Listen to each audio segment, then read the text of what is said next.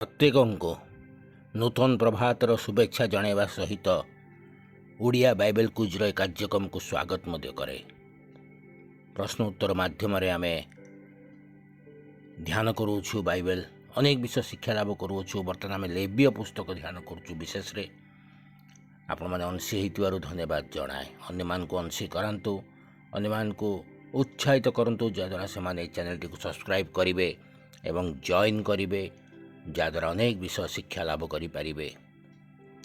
ଗତକାଲି ଯେଉଁ ପ୍ରଶ୍ନଟି ପଚରାଯାଇଥିଲା ତାହା ଥିଲା, ହୋମ ବଳିର ସମସ୍ତ ନିୟମ ସଦାପ୍ରଭୁ ମୂଷାଙ୍କୁ କେଉଁଠାରେ କହିଥିଲେ? ଏହାର ସଠିକ୍ ଉତ୍ତର ଥିଲା ସମାଗମ ତମ୍ବୁରେ। ଲେବୀୟ ପୁସ୍ତକ 1 ପର୍ବ 1 ପଦରେ ଆପଣମାନେ ଉତ୍ତରଟି ପାଇପାରିବେ।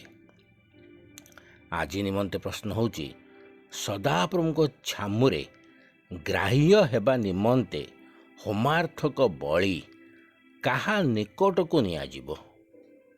ସଦାପ୍ରଭୁଙ୍କ ଛାମୁରେ ଗ୍ରାହ୍ୟ ହେବା ନିମନ୍ତେ ହୋମାର୍ଥକ ବଳି କାହା ନିକଟକୁ ନିଆଯିବ? ଆପଣମାନଙ୍କ ଉତ୍ତର ଆମମାନଙ୍କ ଏହି ଭିଡ଼ିଓର କମେଣ୍ଟ ବକ୍ସ ଯାଇ ଆମମାନଙ୍କୁ ଜଣାନ୍ତୁ। ଅନ୍ୟମାନଙ୍କୁ ମଧ୍ୟ ଉତ୍ସାହିତ କରନ୍ତୁ, ଯେପରି ସେମାନେ ମଧ୍ୟ ଏହି କାର୍ଯ୍ୟକ୍ରମରେ ଅଂଶୀ ହେବେ, ଅନେକ ବିଷୟ ଶିକ୍ଷା ଲାଭ କରିପାରିବେ। ଧନ୍ୟବାଦ।